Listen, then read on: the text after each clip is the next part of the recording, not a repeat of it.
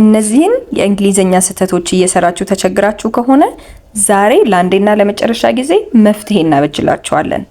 በእርግጠኝነት እንግሊዘኛ ጀማሪ የሆነ ሰው እነዚህን ስህተቶች ሳይሰራ አይማርም። ዛሬ ግን ምን ማድረግ እንዳለብንና የትኛውን በትክክለኛው ቦታ ላይ መጠቀም እንዳለብን እንመለከታለን። ከመጀመሪያዋ ስንጀምር እነዚህ 3 ቃሎች በጣም በተደጋጋሚ ስህተት የሚሰራባቸው ቃሎች ናቸው። ለምሳሌ there, there. ምንም አይነት ያነባበብ ልዩነት አናገኝም። ድምጻቸው ተመሳሳይ ነው። ለዛም ነው በተለይ ሊስኒንግ እና ራይቲንግ ላይ እያደመጣችሁ ጻፉ በምንልበት ጊዜ በጣም ስህተት የሚፈጠረው። ወይም ደግሞ የመጽሐፍ ትሬኒንግ እየወሰዳችሁ ያላችሁና በአማርኛ ተጽፎ ቢሰጣችሁና ወደ እንግሊዘኛ መለወጥ ካለባችሁ እነዚህን ቃሎች በእርግጠኝነት ኮንፊውዝ ማድረጋችሁ አይቀርም። ዛሬ ግን ለአንዴና ለመጨረሻ ጊዜ በደንብ አድርገን እንመለከታቸዋለን ልዩነታቸውን። So when we say there መሀል ላይ EI ያላት ከሆነች የምንጠቀማት ለምንድን ነው? ለፖሰሽን ነው ማለት ነው። ወይም ባለቤትነትን ለመጠቆም ስንፈልግ ነው ይችን የምንጠቀማት። ምን እያልን ነው? የነሱ እያልን ነው ማለት ነው። ወይም ደግሞ ባለቤቶቹ እነሱ ናቸው እያልን ነው ማለት ነው። For example, that is their car. That is their car. ያ የነሱ መኪና ነው እያልን ነው ማለት ነው። እዚህ ጋር ያለችው there የነሱ የሚለውን ተጠቁመንላለች። ከዛስ there the second one ERE መጨረሻ ላይ ያለባት ማለት ነው። እችን ደግሞ የምንጠቀማት ቦታን ለመጠቆም ይሆናል ማለት ነው። ለምሳሌ the book is over there መጽሐፉ እዛ ጋ ነው። ስለዚህ እዛ የምትለውን ፖዚሽን ወይም ደግሞ ፕሌስ ወይም ቦታ የጠቆምኩት በምንድን ነው? there በምትለው ቃል ነው ማለት ነው። የስፔሊንግ ልዩነት አለ ስንላቸው ግን የቃላቶቹ የድምጽ ልዩነት የለባቸውም። እነዚህን ሆሞፎን እንላቸዋለን። ተመሳሳይ ድምጽ ያላቸው ነገር ግን ስፔሊንጋቸውና ትርጉማቸው የሚለያይ ማለት ነው። በሶስተኛ ደረጃ አሁንም there ብለን እናነባታለን። 2 ቃሎች ናቸው እዚህ ጋር በአንድ የተቀመጡት። this is called contraction ወይም ደግሞ አጥሮ የተቀመጠ ቃል ነው ማለት ነው። ይሄ they are የሚለውን አሳጥረን ነው ማለት ነው። they are ካልን ሰብጀክት እና ግስ ወይም ደግሞ ባለቤትና ግስን አንድ ላይ አድርገናል ማለት ነው። they are going home ያልን ያለ ነው they are going home እነሱ ወደ ቤታቸው እየሄዱ ነው። ስለዚህ እዚህ ጋር ናቸው ወይም ነው የምትለዋና እነሱ የምትለዋን አንድ ላይ አስቀምጠናታል ማለት ነው። እነዚህ ከዚህ በኋላ ስህተት እንዳትሰሩባቸው there የድምጽ ልዩነት ምንም የለም። ስፔሊንግ እና ትርጉም ግን በደንብ ይለያያሉ ማለት ነው። ከዚህ በኋላ በእርግጠኝነት ስህተት አትሰሩም። ኦኬ፣ በቀጣይነት ደግሞ አሁንም የምንመለከተው ተመሳሳይ አይነት ህግ ያላት it's አሁንም ስንጠራቸው ሆሞፎን ናቸው እነዚህ ቃላት። ስለዚህ የድምጽ ልዩነት የላቸውም አናገኝም። ግን አፖስትሮፊ ሲኖርና ሳይኖር የትርጉም ልዩነት ያመጣል ማለት ነው። አፖስትሮፊ የሌላት ከሆነች የምንጠቀማት አሁንም ልክ ቅድም there ብለን possession ብለን እንዳየነው ወይም ባለቤትነትን ጠቋሚ እንዳልነው ሁሉ አሁንም ያለ አፖስትሮፊ it's ከተጠቀምን ባለቤትነትን ይጠቁመናል ማለት ነው። እዚህ ጋር አፖስትሮፊ አንመለከትም። ምን ማለት እንችላለን እዚህ ጋር? The dog wagged its tail. The dog wagged its tail. ስለዚህ ውሻው የሱን ጅራት አንቀሳቀሰ። it's የሚለው የሱን ወይም የራሱን የሚሆነውን ይገልጽልኛል ማለት ነው። በዚህ ጊዜ እንዳያችኋት አፖስትሮፊ የላትም። ለዛ ነው ባለቤትነትን የምታሳየው። በሁለተኛ ደረጃ ግን እስኪ አፖስትሮፊ ደግሞ ሲኖር ምን ልትሆን ትችላለች? አፖስትሮፊ ሲኖር it's ላይ it is ወይም it has ሊሆን ይችላል። በሁለቱም ልትመጣ ትችላለች ማለት ነው። ይሄን ትርጉም የምናየው የተሰጠንን አረፍተ ነገር በማየት ይሆናል። ለምሳሌ it's raining ካልኩኝ አሁን it's raining ስልና it's tail ስል ምንም የድምጽ ልዩነት የለባቸውም። ግን it's raining ካልኩኝ እያልኩ ያለሁት አፖስትሮፊ ስላለች it is raining ነው እያልኩ ያለሁት ማለት ነው። እቺ ከላይ የምትመለከቷት ምልክት መኖርና አለመኖር የቃሉን ትርጉም ትለውጠዋለች ማለት ነው። በሶስተኛ የምንመለከተው I and me, the most misused pronouns።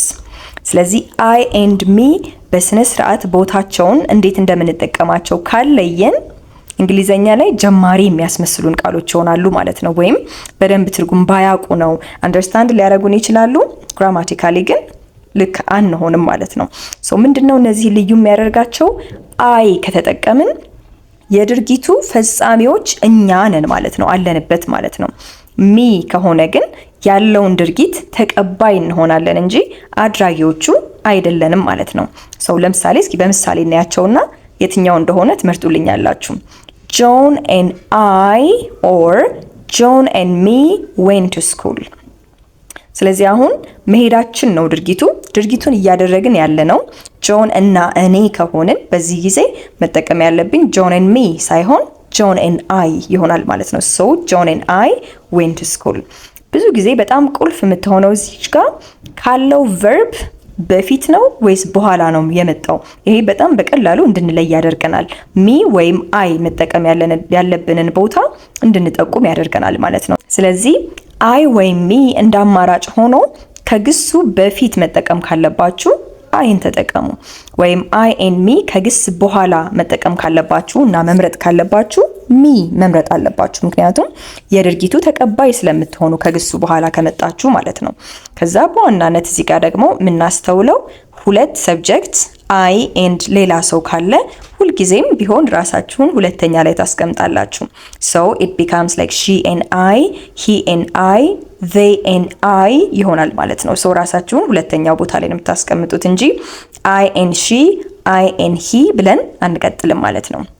ሚ የት ላይ እንጠቀማታለን እንዳልነው ከግስ በኋላ ራሳችንን መጥቀስ ካለብን so it becomes like the teacher called John and me.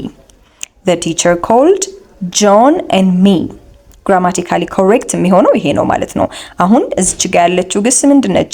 called። called ደግሞ ግስ ከሆነችና ከዛ በኋላ ከሆነ እኛ ያለነው የድርጊቱ ተቀባይ ነን እንጂ አድራጊ አይደለንም። አድራጊው ወይም ጠሪው አስተማሪ ነው። እኛ ተጠሪዎቹ ነን።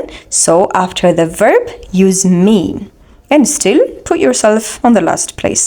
ስለዚህ ራሳችሁን ሁለተኛው ፓርት ላይ ብታስቀምጡ ከሌላኛው ሰብጀክት ቀጥሎ ትክክለኛ ግራመሩን የጠበቀ ያደርገዋል ማለት ነው።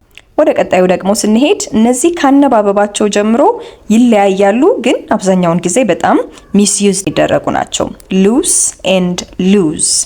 so እዚህ ጋር የመጀመሪያዋ ደብል ኦ የምታገኙባት በስ ድምጽ ትነበባለች። ደብል ኦ የሌላት አንድ ብቻ ኦ ያላት ሉዝ። so ኤስ እዚህ ጋር የዝ አይነት ድምጽ ይኖራታል ማለት ነው። ትርጉማቸውም ይለያያል። ሉዝ ካልን እና ደብል ኦ ካላት አንድ ነገር በጣም ማያጠብቅ ወይም ደግሞ ዘና የሚያደርግ ነገር ወይም የላላ ነገር ሲሆን ሉዝ እንላለን ማለት ነው። ሉዝ ከሆነ መሸነፍ ይሆናል። በዚህ አይነት ሳውንድ ያለው ከሆነ ብዙ ጊዜ ከሽንፈት ጋር ወይም ደግሞ የሆነ ነገርን ከመጣል ከማጣት ጋር ከመጥፋት ጋር ሊያያዝ ይችላል ማለት ነው። so for example don't lose your keys. don't lose your keys። አሁን እዚች ጋር lose እያልኩ ሳይሆን ያለሁት lose በዚህ ሳውንድ ያላት ነች እየተጠቀምኩ ያለሁት ማለት ነው። so lose ሳይሆን የምትጠቀሙት lose የምትለዋን ትሆናለች። okay these shoes are loose. these shoes are loose። የትኛው ነው የተጠቀምኩት? loose the s sound like the smooth s sound ነው እዚህ ጋር የተጠቀምኩት። ስለዚህ ምን እያልኩ ነው? አልያዘኝም፣ አላጠበቀኝም። ስለዚህ ሜቢ ትንሽ ያዝ የሚያደርገኝ ጫማ ፈልግ ይሆናል ማለት ነው። so በዚህ ጊዜ ምንጠቀመውን ቃል አነባበቡን ድምጹን መለየት ይኖርብናል ማለት ነው። በቀጣይ የምንመለከታቸውና አብዛኛውን ጊዜ አሁንም በስህተት የሚጠቀሟቸው ብዙ ተማሪዎች ኢፌክት ኤንድ አፌክት። አፌክት ከሆነ የምንጠቀመው ቃል ግስ ነው፣ የሆነ ድርጊት ያለው ነገር ነው እያወራን ያለ ነው። ኢፌክት ካልን ደግሞ ውጤት ነው ግን ስም ነው። ስለዚህ ስንጠቀመው አረፍተ ነገራችን ላይ እንደ ስም ነው የምንጠቀመው ማለት ነው። so for example let's see lack of sleep affects your mood.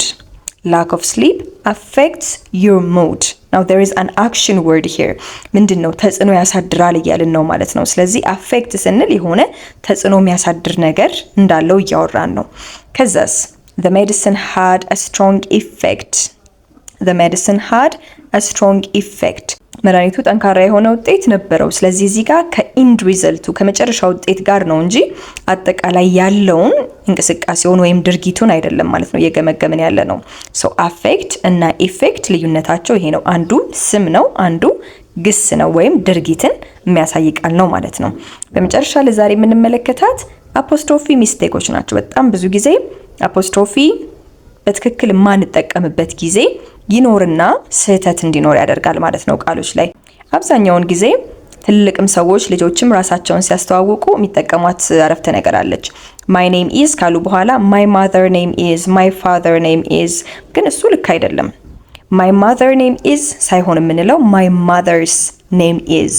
my father name is ሳይሆን my father's name is። my mother name is ማለት እናቴ ስም እያልን ነው። my father name is ስንል አባቴ ስም እያልን ነው። ስለዚህ በትክክል የእናቴ ስም የአባቴ ስም ማለት ካለብን አፖስትሮፊ እና ኤስ መጨመር ግዴታ ይሆናል ማለት ነው። ካልጨመርን ሙሉ ሴንሱን ማምጣት አንችልም፣ ወይም ስፒኪንጋችሁን በጣም ልክ ያልሆነና ጀማሪ እንደሆናችሁ ያስመስልባችኋል ማለት ነው። ሰው በስነ ስርዓት አፖስትሮፊን ማስገባት ይኖርብናል። እነዚህ ምናልባት እስካሁን ካስተዋልኳቸው በጣም ጀማሪ ሲሆኑ የሚሰሩ ስህተቶች ናቸው። ስለዚህ ይሄንን ስህተታችንን ለማስወገድና እንደ ኔቲቭ ወደ ማውራት ለመቀላቀል ወይም ደግሞ የተወሰነ ኢምፕሩቭመንት ራሳችን ላይ ለማየት እነዚህን ማስተካከል ይኖርብናል ማለት ነው።